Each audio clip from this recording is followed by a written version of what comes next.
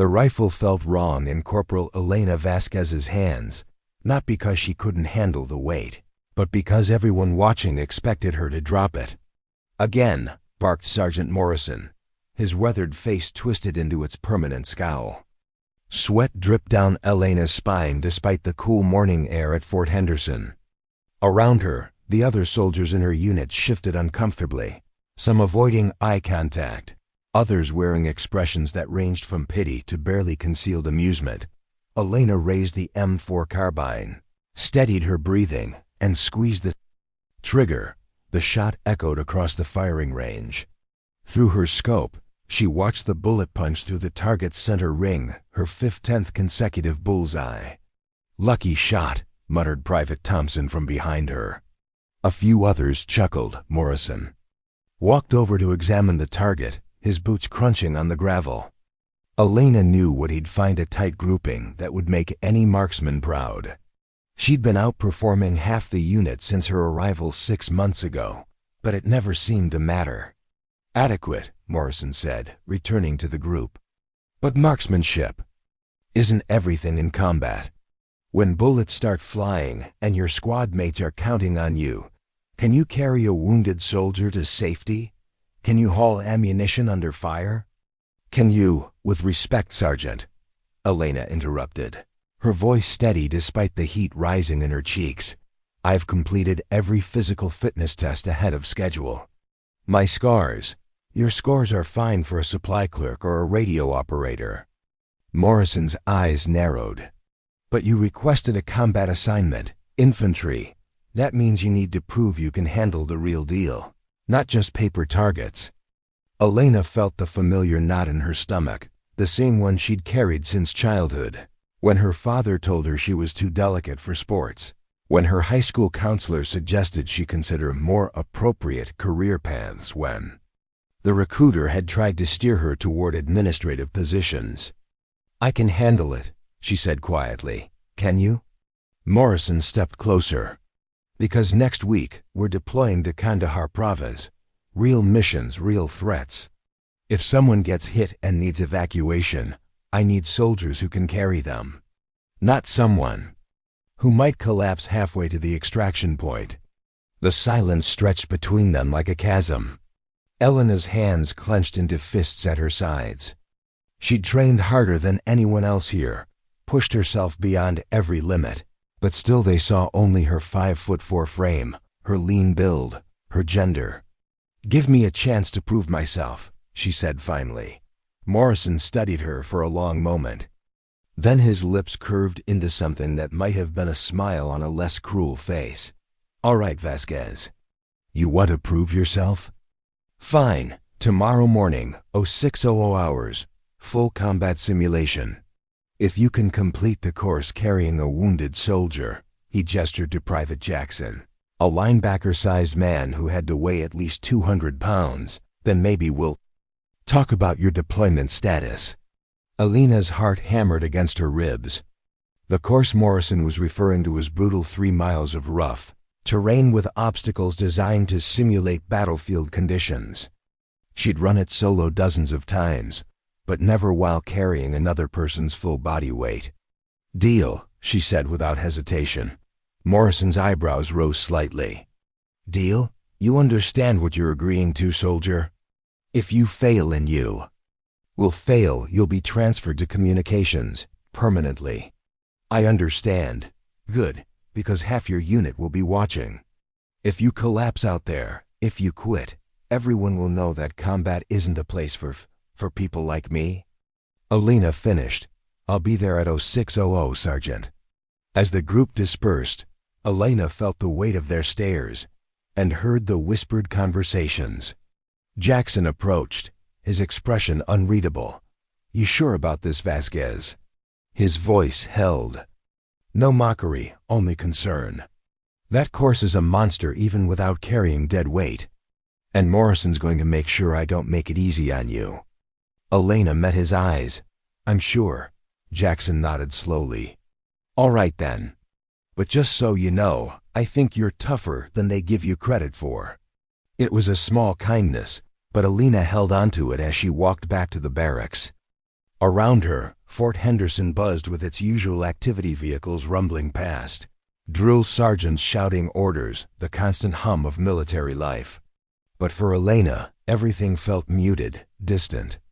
Tomorrow would change everything, one way or another. In her bunk that night, she stared at the ceiling and thought about her younger brother Miguel, who'd always believed she could do anything. About her mother's worried phone calls, asking when she'd settle down and find a safer job. About every person who'd ever told her she wasn't strong enough, wasn't built for this kind of work. Tomorrow, she'd prove them all wrong. Or die trying. What do you think will happen next? Share your predictions in the comments below, and don't forget to subscribe for more thrilling stories. Elena's alarm buzzed at 0530, but she'd been awake for hours, listening to the pre-dawn sounds of the base stirring to life. Her stomach churned with nervous energy as she pulled on her combat uniform and laced her boots with mechanical precision. The mess hall was nearly empty when she grabbed a quick breakfast, oatmeal and coffee. Enough fuel for what lay ahead without risking nausea during the run. She ate methodically, forcing herself to focus on the simple act of chewing rather than the growing crowd of soldiers gathering outside. By 055, what looked like half the base had assembled near the obstacle course starting line. Word had spread quickly through the barracks. The girl soldier was going to attempt Morrison's challenge. Elena spotted familiar faces from other units, some she recognized from training, others who'd simply come to watch what they expected to be a spectacular failure. Morrison stood at the starting line with a clipboard and stopwatch, his expression neutral. Jackson waited beside him in full gear, looking like he'd rather be anywhere else. "Vasquez," Morrison called out as Elena approached. "You're sure about this? Last chance to transfer to communications with your dignity intact." Elena checked her equipment one final time. Helmet secure, rifle slung properly, pat positioned for optimal weight distribution. "I'm ready, Sergeant." "All right then." Morrison's voice carried across the crowd. "Course regulations, Vasquez will carry Private Jackson through the full 3-mile combat simulation. Any assistance from observers results in immediate disqualification. She drops him, she fails. She quits, she fails. The time limit is 45 minutes. Any questions?" Elena shook her head. 45 minutes. She'd completed the course solo in 28 minutes. With Jackson's added weight, she'd need to maintain an almost impossible pace. Jackson approached, and Elena saw sympathy in his eyes. "Listen," he said quietly, "I can make this easier. Go limp, distribute my weight better." "No." Elena's voice was firm. "If I'm going to do this, I'm going to do it right." Jackson studied her for a moment, then nodded. "Okay, but remember, this is about proving a point, not killing yourself." Morrison raised his whistle. "Positions." Elena knelt as Jackson climbed onto her back in a fireman's carry position. The added weight nearly buckled her knees. Jackson was even heavier than she'd estimated, probably closer to 220. Her shoulders screamed in protest as she struggled to her feet, fighting to maintain balance. The crowd fell silent. "Ready?" Morrison asked, though his tone suggested he already knew the answer. Elena planted her feet, adjusted her grip on Jackson's legs, and nodded. The whistle shrieked. Elena lurched forward, her first steps clumsy and uneven. Jackson's weight pressed down on her shoulders like a crushing burden, but she forced herself into a rhythm. Step, breathe, step, breathe. The first 100 yards were flat ground, a warm-up that felt anything but warm as her muscles began their protest. Behind her, she could hear the crowd following at a distance, their voices a mixture of encouragement and skeptical commentary. She never make it past the rope climb. Look at her already struggling. This is just cruel. Elena blocked out the noise and focused on her breathing. The first obstacle loomed ahead, a series of concrete barriers designed to simulate damaged walls. Normally, she'd vault over them with ease. Now she'd have to find another way. She approached the first barrier and carefully climbed over, Jackson's added height making clearance difficult. Her arms shook with the effort of maintaining balance, but she made it over and continued forward. The second barrier was higher. Elena had to pause, breathing heavily, sweat already stinging her eyes. She could feel Jackson trying to help by adjusting his position slightly, but his weight was still crushing. "Vasquez." Morrison's voice carried from somewhere behind her. 10 minutes elapsed. You're already behind pace." Elena gritted her teeth and attacked the barrier. She managed to get one foot up, then the other, but as she swung her leg over the top, Jackson's weight shifted unexpectedly. For a terrifying moment, she felt herself falling backward. Jackson's hand shot out, grabbing the barrier's edge to steady them both. It was a tiny assist, probably unnoticeable to most observers, but Elena caught Morrison's sharp glance. "Keep going," Jackson whispered in her ear. "You've got this." The rope climb was next 20 feet of vertical hell that had broken stronger soldiers than Elena. She stared up at it, her shoulders and back already screaming. Carrying Jackson up would be impossible. She'd have to get creative. Elena carefully lowered Jackson to the ground. "Stay close," she told him, then attacked the rope with desperate intensity. Her arms burned as she hauled herself up hand over hand, using her legs to grip and push. At the top, she quickly secured the rope and rappelled down the backside.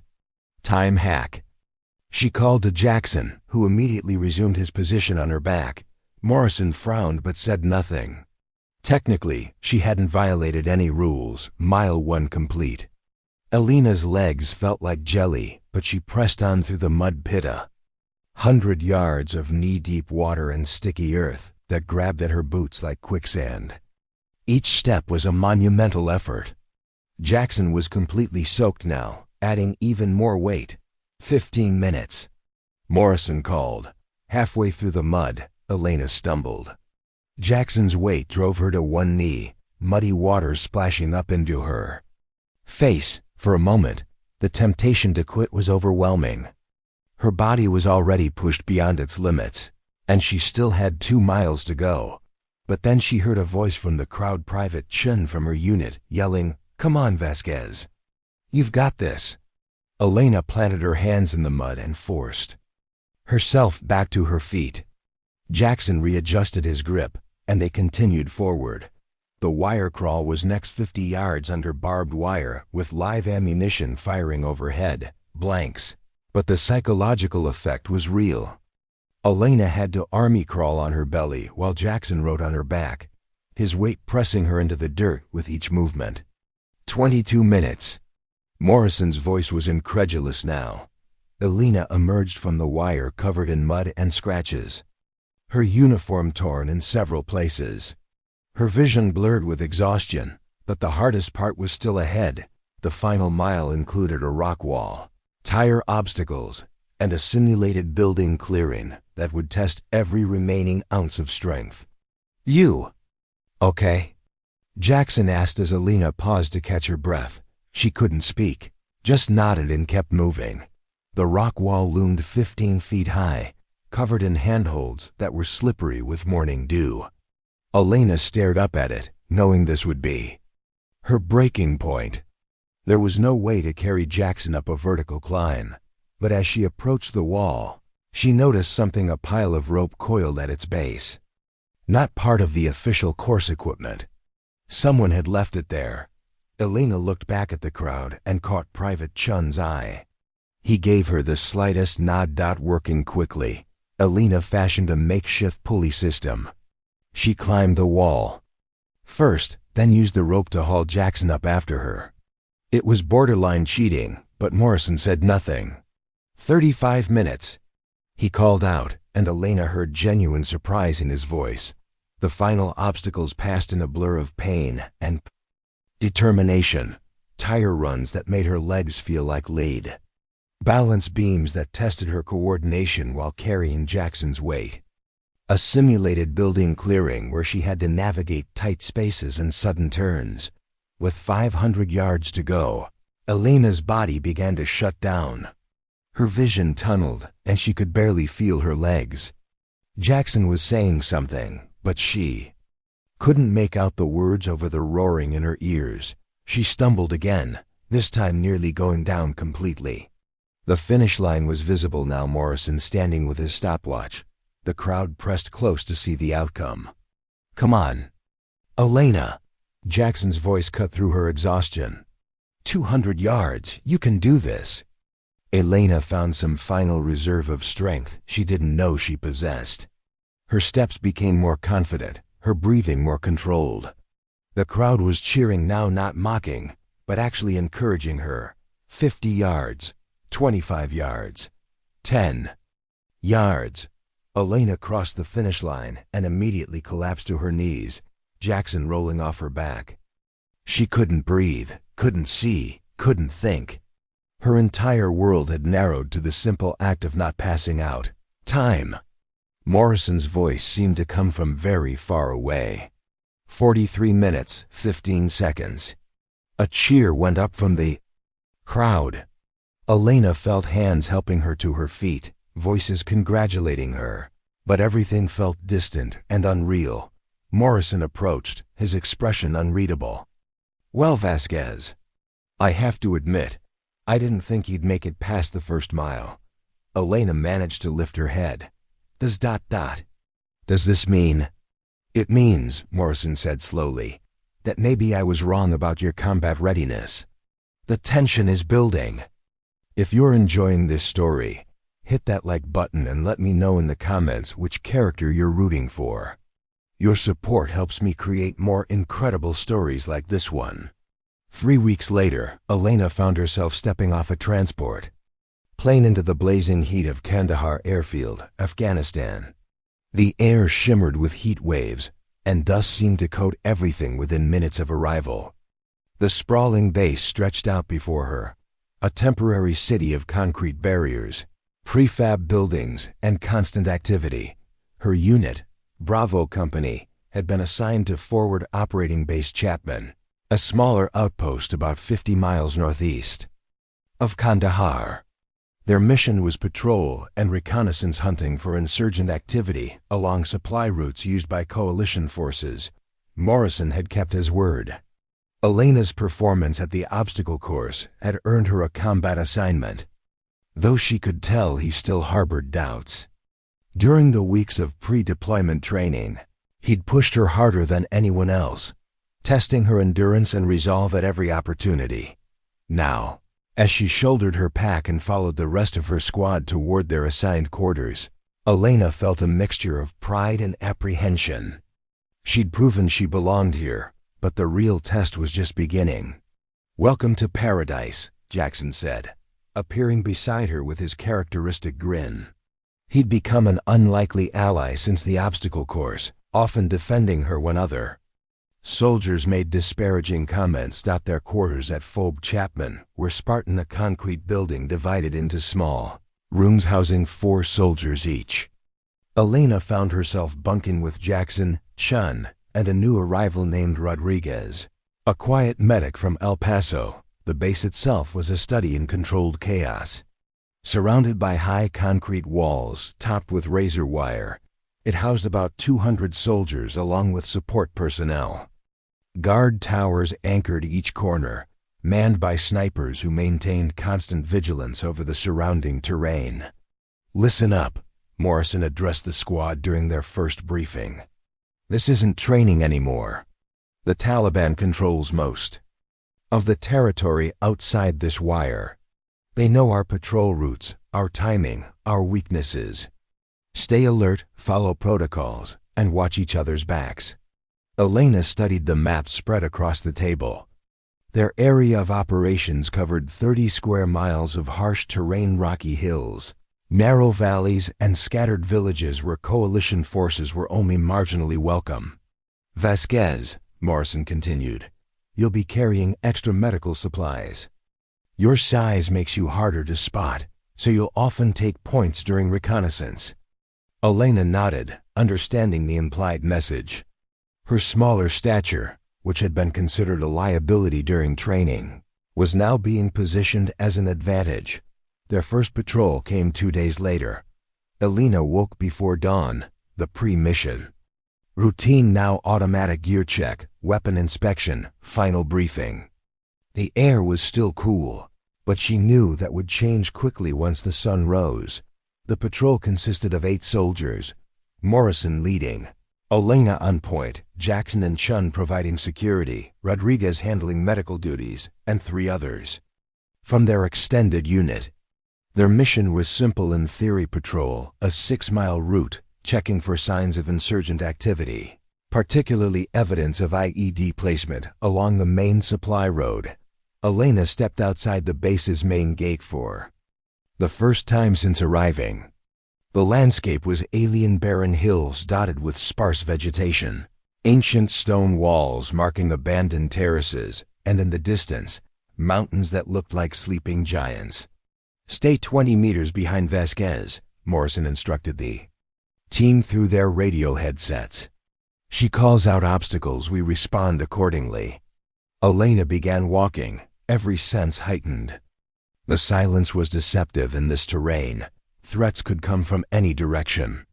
She scanned the path ahead for signs of disturbed earth that might indicate buried explosives, watched the ridgelines for movement, listened for sounds that didn't belong. 2 hours into the patrol, she found what they were looking for. "Contact," Elena whispered into her headset, freezing in place. Ahead, barely visible beside the main road, fresh earth had been mounted around what looked like a natural depression. Classic IED placement. "Roger," Morrison's voice crackled back. "Mark it and move around, wide berth." Elena placed a small marker flag and began leading the patrol in a wide arc around the suspected device. Standard procedure was to note the location and call in an explosive ordnance disposal team to handle removal. That's when the shooting started. The first shot came from a ridgeline 300 meters to their east, a sharp crack that echoed off the surrounding hills. Elena dove for cover behind a low stone wall as bullets began striking the ground around her. "Contact east," Morrison's voice was calm but urgent. "Vasquez, what's your status?" "I'm okay." Elena peered over the wall, trying to identify muzzle flashes. "There are 2 positions, maybe 3 shooters. Multiple contacts on the eastern ridge. Jackson, Chun, establish a base of fire. Rodriguez, stay with the radio." Elena heard her teammates spreading out, seeking cover and returning fire. The sharp bark of M4 rifles mixed with the deeper rattle of insurgent AK-47s. Bullets whined overhead, striking stone and earth with violent impacts. "Vasquez," Morrison's voice cut through the chaos. "I need you to move north about 50 meters and see if you can spot their positions." Elena's heart hammered as she prepared to move. Leaving cover meant exposing herself to enemy fire, but she understood the tactical necessity. Her smaller profile made her the logical choice for reconnaissance. "Moving." She called out, then sprinted from behind the wall. The ground erupted around her feet as insurgent fire tracked her movement. She reached another piece of cover, a destroyed vehicle that had been abandoned beside the road, and immediately began scanning the ridgeline with her rifle scope. There, 2 muzzle flashes from positions about 20 meters apart. A third shooter was further north, trying to flank their position. 3 confirmed contacts, Elena reported, breathing hard. 2 at bearing 090, 1 at bearing 060 trying to flank. "Good work. Keep eyes on that flanker." The firefight continued for what felt like hours, but was probably only minutes. Elena watched the northern shooter trying to work his way down the hill, clearly intending to get behind the American position. "He's moving," Elena reported. 50 meters from your position and closing." That's when she heard the sound that made her blood run cold. Jackson screaming, "Medic! Medic!" Elena's head snapped around. Jackson was down behind a pile of rocks, Chun kneeling beside him. Even from her position, Elena could see the spreading pool of blood. "Rodriguez!" Morrison was calling for the medic, but Elena could see him pinned down by fire from the main positions. He couldn't reach Jackson without exposing himself to certain death. Elena looked at the distance between her position and Jackson's. 50 meters of open ground swept by automatic weapons fire. Suicide, but Jackson was her friend. Jackson had believed in her when no one else would. "I'm going for Jackson," Elena announced into her headset. "Negative." Morrison's voice was sharp. "Stay in position." Elena was already moving. She sprinted across the open ground as bullets filled the air around her. Time seemed to slow. She could see individual muzzle flashes from the ridge, hear the distinctive whistle of rounds passing close to her head, feel the heat of spent brass ejecting from her rifle as she fired back while running. She reached Jackson's position and immediately began assessing his condition. A bullet had caught him in the upper thigh, missing the femoral artery but causing significant bleeding. He was conscious but pale, shock setting in. "You're crazy," Jackson mumbled through gritted teeth. "Absolutely crazy." "Yeah, well, you're stuck with me now," Elena replied, already applying pressure to the wound. She looked around their position. They were protected from the main enemy positions, but completely exposed to the flanking shooter she'd been tracking. "Chun!"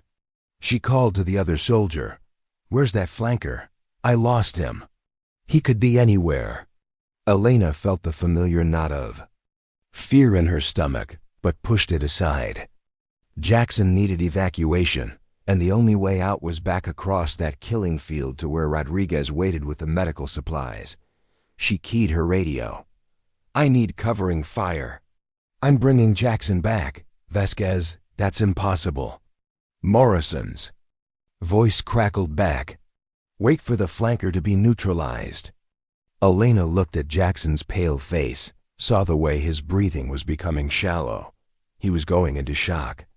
In this heat, with his blood loss, waiting wasn't an option.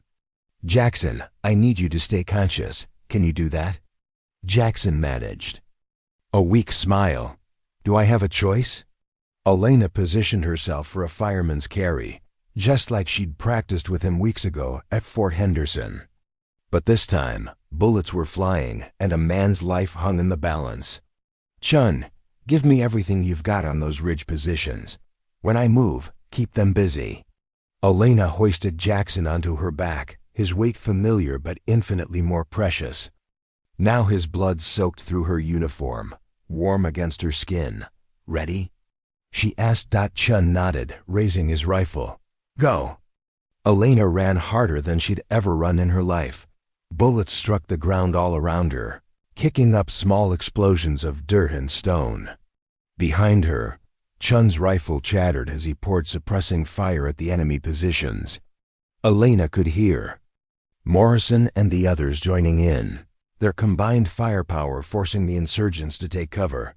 Halfway across the open ground, Elena's legs began to buckle. Jackson's weight, combined with her own gear and the adrenaline crash, was taking its toll. She stumbled but kept moving, driven by pure willpower. 20 meters from safety, Elena saw the muzzle flash. The flanking shooter had found them. His rifle was aimed directly at her, finger tightening on the trigger. Time seemed frozen as Elena realized she couldn't possibly reach cover before he fired. The shot rang out, but Elena kept running. The insurgent toppled backward, a small hole appearing in his forehead. Behind him, Rodriguez lowered his rifle. The medic had taken the shot just in time. Elena collapsed behind the cover where Rodriguez waited, Jackson rolling off her back. Immediately, the medic went to work with 4 fluids and pressure bandages. "Evac. Helicopter inbound," Morrison's voice came through the radio. "Good work, people." Elena lay on her back, staring at the empty blue sky, her chest heaving. Jackson reached over and squeezed her hand. "Still think I'm too weak for combat?" Elena asked weakly. Jackson laughed, though it came out more like a cough. "Lady, you just carried me across a battlefield under fire. I'm pretty sure you could bench press a Humvee at this point." 2 months later, Elena had settled into the rhythm of combat operations. She'd completed 17 patrols without incident, earning grudging respect from her teammates and even Morrison. The rescue of Jackson had become legendary within their unit, a story retold with increasing embellishment each time. Jackson's wound had healed cleanly, leaving him with only a slight limp and a scar he showed off proudly. "My guardian angel. Put that hole there," he'd tell anyone who would listen, gesturing toward Elena. But combat has a way of testing soldiers repeatedly. And Elena's biggest test was yet to come. The mission briefing came at 05:00 on a Tuesday morning that started like any other. Morrison spread a map across the table in their operations center, his expression more serious than usual. "Intelligence indicates a high-value target is meeting with local Taliban commanders in the village of Kuna," Morrison began. "Our job is reconnaissance and surveillance. We watch, we record, we report. No engagement unless absolutely necessary." Elena studied the map. Kuna was a traditional Afghan village built into a hillside about 8 miles from their base. Stone houses clustered around narrow streets that had been carved from the mountainside centuries ago. "Patrol composition?" Chun asked. 12 soldiers. Alpha team handles perimeter security. Bravo team conducts the surveillance. Vasquez, you're with Bravo your size advantage for hiding in those tight village spaces. Elena nodded. It was becoming her specialty reconnaissance missions, where her smaller stature allowed her to move through areas that would challenge larger soldiers. Timeline? Insert at dawn, establish observation posts, maintain surveillance for 6 hours. Or until the target appears. Extract at sunset. Morrison looked around the room. "This is a big deal, people. This target has been responsible for coordinating attacks against coalition forces throughout the region. Getting eyes on him could save a lot of lives." They departed Fob Chapman as the first hint of dawn appeared on the eastern horizon. 12 soldiers moving in tactical formation across terrain that grew increasingly rough as they approached the target village. Elena was part of the 4-person Bravo team, along with Rodriguez, now carrying enhanced medical gear, Sergeant Williams, a veteran NCO borrowed from another unit, and Private Martinez, a communications specialist. Their job was to establish a concealed observation post overlooking the village's main gathering area. Alpha team, led by Morrison, would position themselves in overwatch positions around the village perimeter. Jackson was with Alpha, still moving. Slightly slow due to his healing leg, but insisting he was ready for duty. The approach to Kuna required careful movement. The village sat on a natural defensive position, built into terraced hillsides with clear views of all approaching routes. Getting close enough for surveillance meant using a network of ancient irrigation ditches and stone walls that provided concealment, but also limited their mobility. "Bravo team, report." Morrison's voice crackled through Elena's headset as they reached their final approach. 200 meters from the target building, Williams replied quietly. "Beginning final movement." Elena led the way through the last section, a dry irrigation ditch that ran along the village's eastern edge. The ditch was barely 3 feet deep and 2 feet wide, requiring her to low crawl while carrying her full load of equipment. Behind her, Rodriguez, Williams, and Martinez followed in single file. The larger men had more difficulty navigating the tight space, occasionally cursing quietly as equipment caught on the stone walls. "Hold," Elena whispered, raising her fist. Ahead, the ditch opened into a small drainage area that would provide perfect overwatch of the village center. But between them and that position was 50 meters of open ground that offered no concealment. Williams crawled up beside her. "What's the situation?" Elena pointed toward their objective. "We can reach the observation post, but we'll be exposed for about 30 seconds during the crossing." Williams studied the terrain through his binoculars. The village appeared quiet, a few early risers moving through the narrow streets, smoke rising from cooking fires, children playing in small courtyards, normal village life. I don't see any security, Williams decided. We move one at a time. Vasquez, you're first. Elena checked her equipment one final time, rifle secured, radio functioning, camera ready for surveillance photos. Then she sprinted across the open ground, reaching the concealed position without incident. From her new vantage point, Elena had a perfect view of the village's main square. She could see individual faces, hear conversations carried on the morning air, and observe the subtle rhythms of rural Afghan life. Bravo 1 in position, she reported quietly. One by one, her teammates joined her. The observation post was a natural depression surrounded by large rocks, invisible from the village but offering excellent fields of view. Alpha Team, we are in position and beginning surveillance, Williams reported. Roger Bravo, we have you covered. No movement detected on village perimeter. For the next 3 hours they watched and waited. Elena photographed everyone who entered or left the main square, while Martinez monitored radio communications for intelligence value. Rodriguez maintained medical readiness, and Williams coordinated with Alpha Team. The village's rhythm was peaceful, almost hypnotic. Children played traditional games, women moved between houses carrying water jugs, men gathered in small groups to discuss weather and crops. It was easy to forget this was enemy territory. At 11:30 hours, everything changed. Movement, Elena whispered, adjusting her camera lens. 3 vehicles approaching from the north. Through her scope, Elena watched a convoy of SUVs wind up the mountain road toward the village. The vehicles were newer than typical local transport, black SUVs with tinted windows that suggested official importance. Alpha Team, do you have eyes on the convoy? Williams asked. Affirmative. 3 vehicles, approximately 12 individuals. No visible weapons, but they're keeping formation like a security detail. The convoy stopped in the village center. Elena began photographing as men emerged from the vehicles, some clearly local Taliban, others wearing the distinctive dress of foreign fighters. One man in particular caught her attention, older, well-dressed, carrying himself with obvious authority. I think we have our target, Elena whispered, focusing her camera on the older man. That's when she heard the children screaming. Elena's attention snapped from her camera to the village square.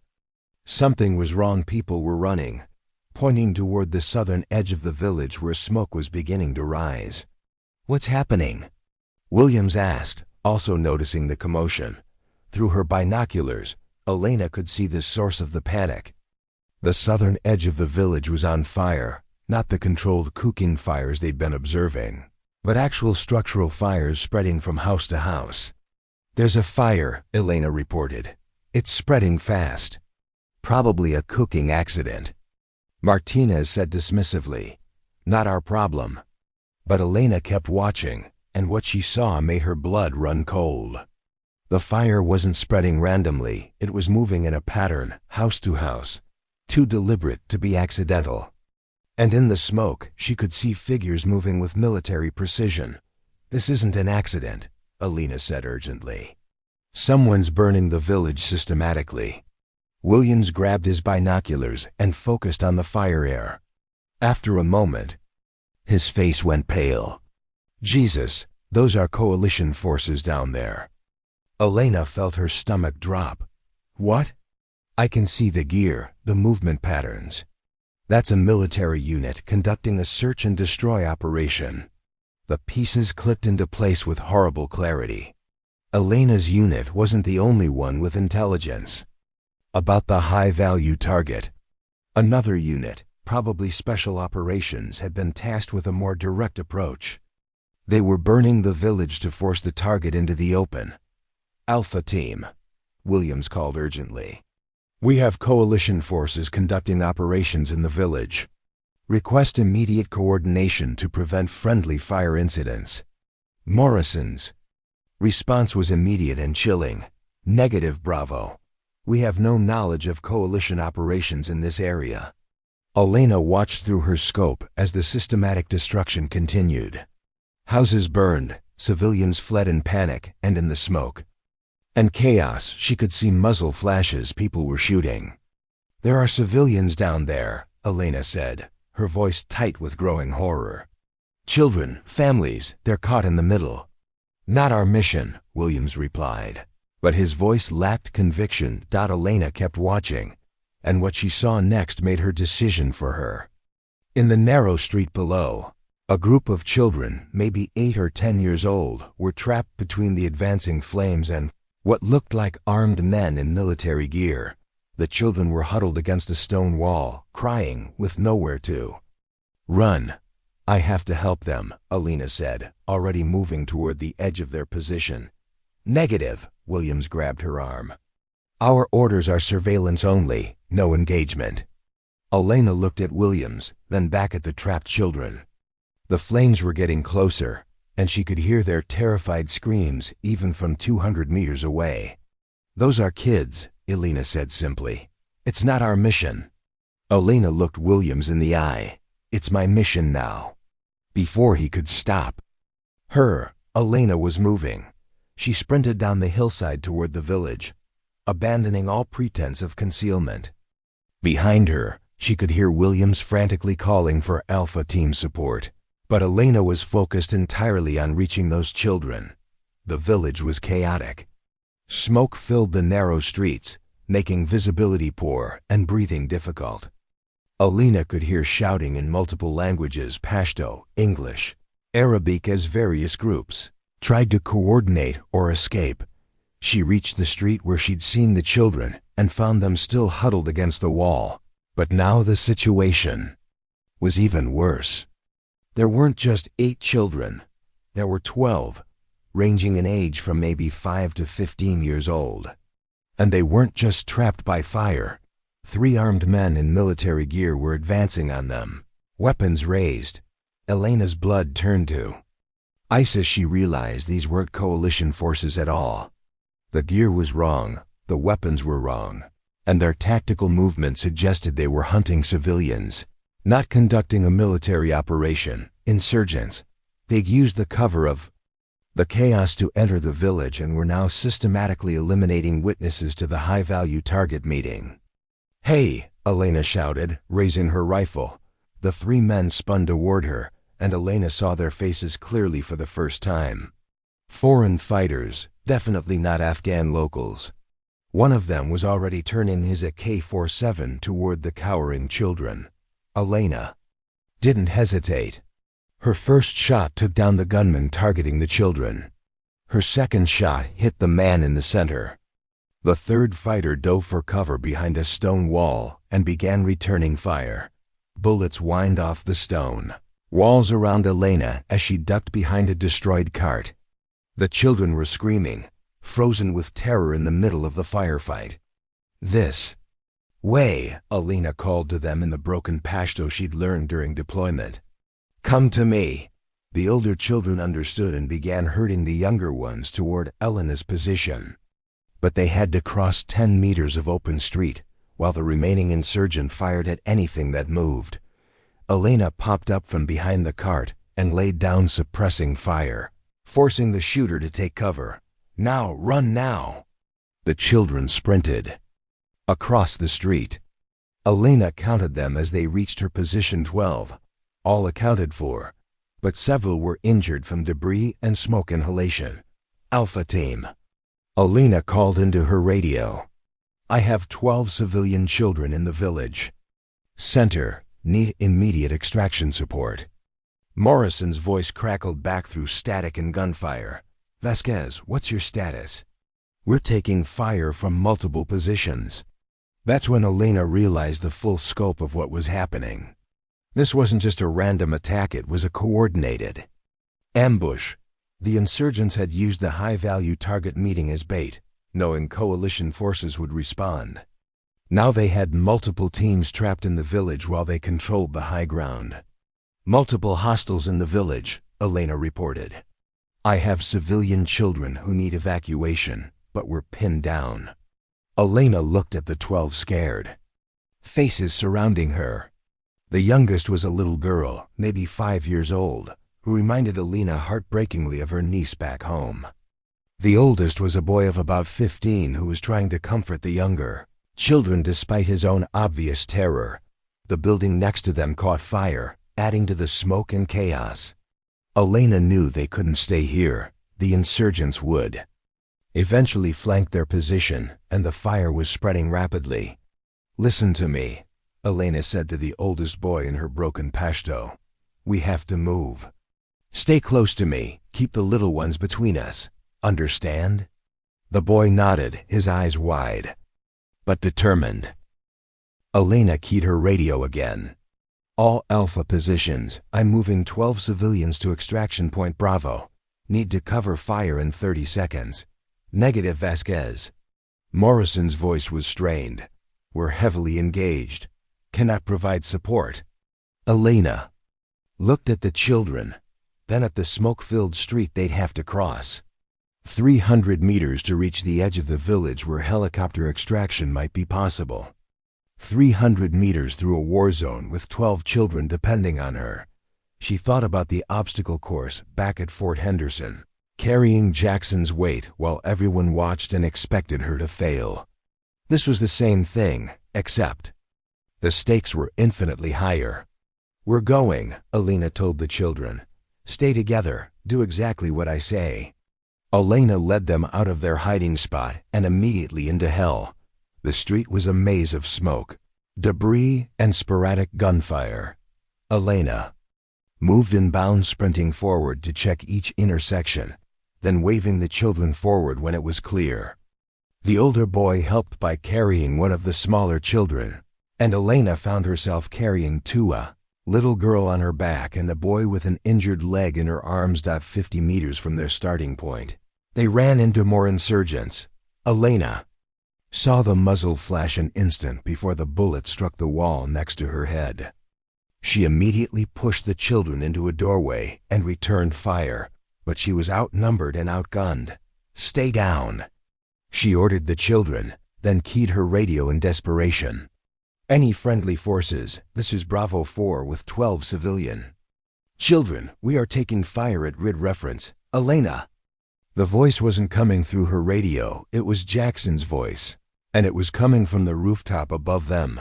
Elena looked up to see Jackson and Chun on the roof of the building across the street, their rifles trained on the insurgent positions. "Get those kids out of there," Jackson called down. "We've got you covered." Jackson and Chun opened fire, their coordinated shooting forcing the insurgents to take cover. Elena didn't waste the opportunity.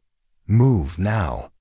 She grabbed the 2 smallest children and began running again, the older ones following behind her. Next 200 meters passed in a blur of adrenaline and terror.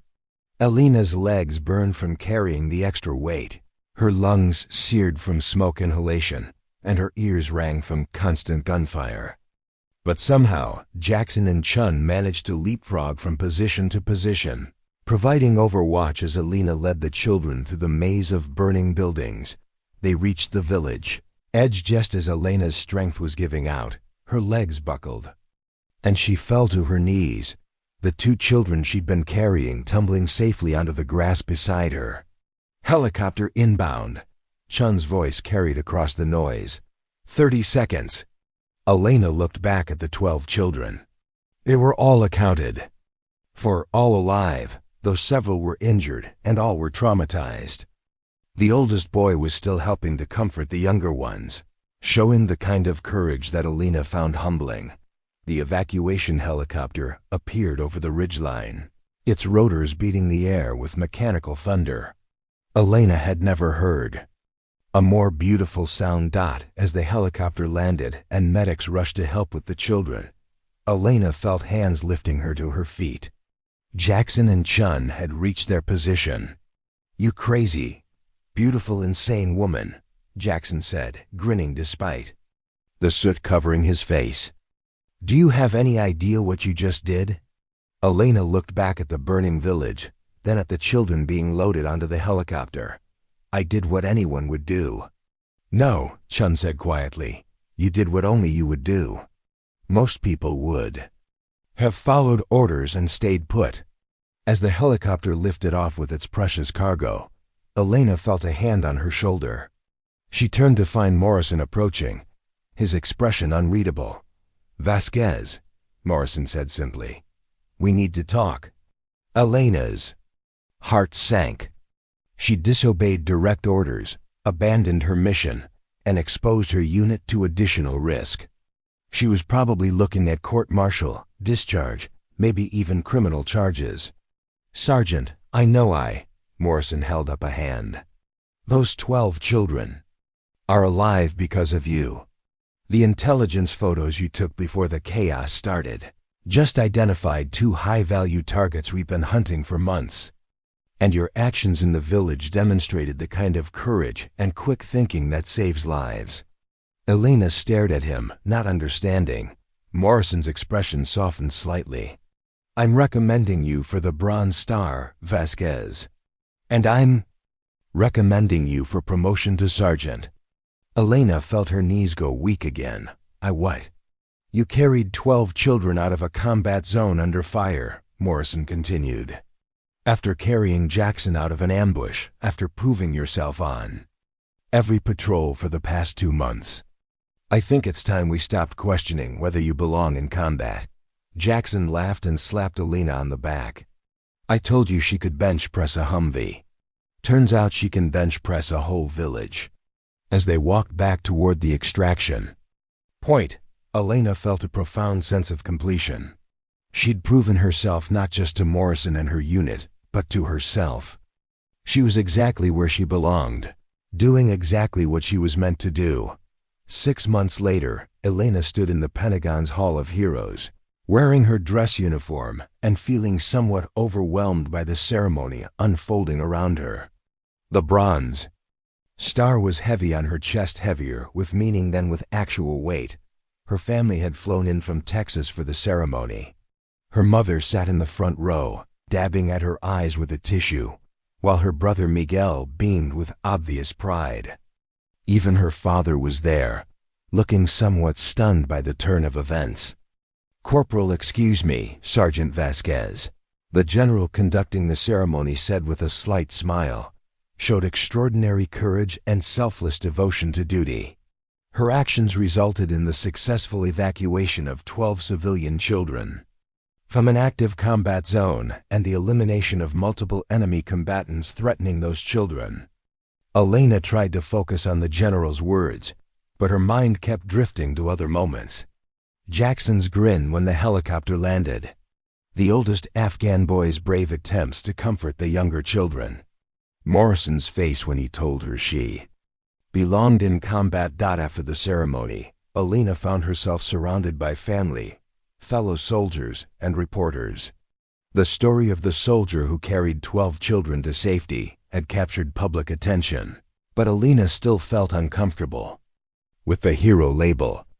How does it feel to be a hero? One reporter asked. Elena considered the question carefully. I'm not a hero, she said finally. I'm a soldier who did her job. The real heroes are my teammates who provided covering fire, the helicopter crew, who flew into a combat zone to help civilians, and the children who showed incredible courage in a terrifying situation. Later, at the reception, Elena found herself in conversation with a group of young women, some military, some civilians who had come specifically to meet her. I wanted to join the army, one college-age woman said, but everyone told me I wasn't strong enough for combat roles. Your story made me realize that strength comes in different forms. Elena smiled. The only person who can decide if you're strong enough is you. Don't let anyone else make that choice for you. Jackson appeared at Elena's elbow, looking uncomfortable in his dress uniform, but grinning broadly. Mind if I borrow our hero for a minute? Elena excused herself and followed Jackson to a quieter corner of the reception hall. So, Jackson said, I hear you're being offered a position at the Army's Ranger School, instructor position. Elena, nodded. The offer had come as a surprise, the first woman to be invited to teach combat tactics at the prestigious school. I'm thinking about it. Thinking about it? Jackson raised an eyebrow. Elena, this is huge. You'd be training the next generation of elite soldiers. I know. It's just ... double quotes. Elena paused, trying to find the right words. I like being in the field. I like the missions, the teamwork, the feeling that what we're doing matters directly. Jackson studied her face. You're worried that teaching isn't real soldiering. Something like that. Jackson was quiet for a moment, then said, You know what you taught me?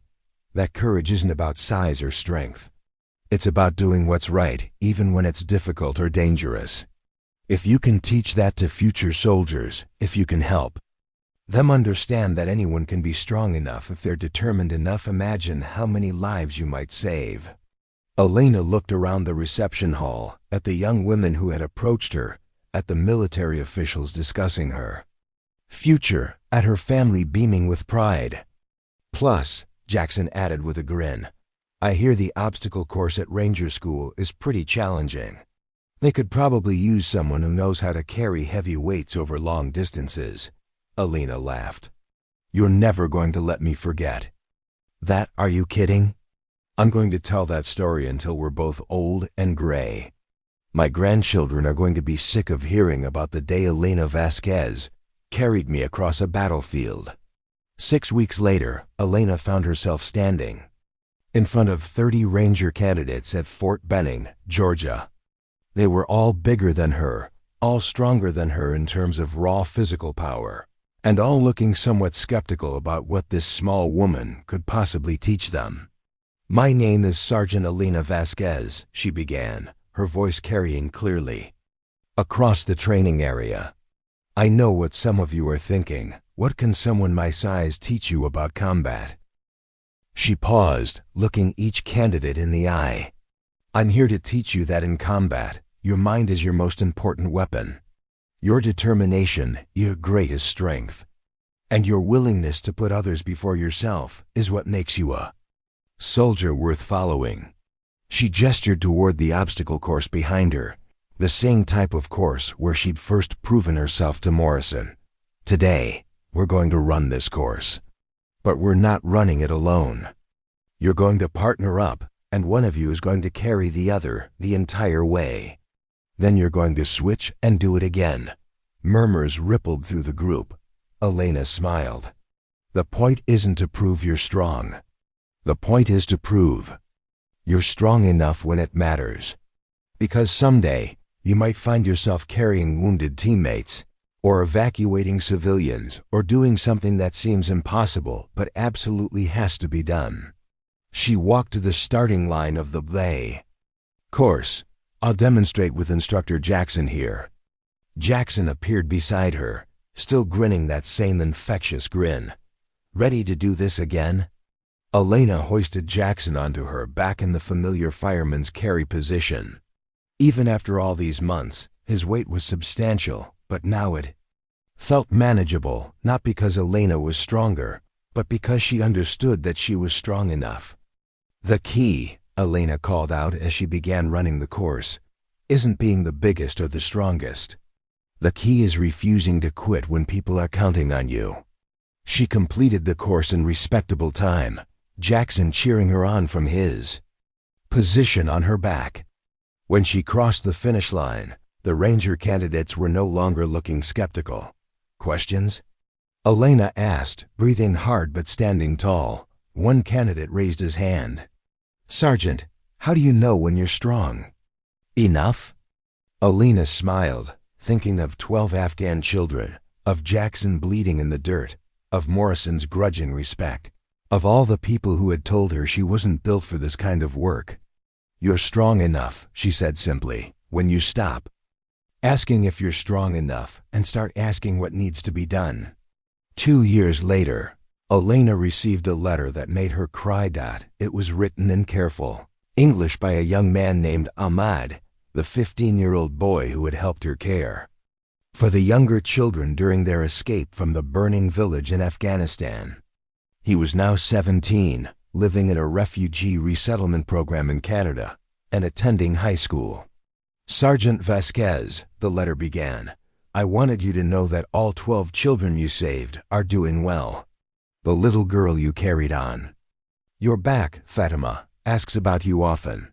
She says she wants to be a soldier like you when she grows up. I am writing to tell you that I have decided to join the Canadian Armed Forces when I finish school. I want to help people the way you helped.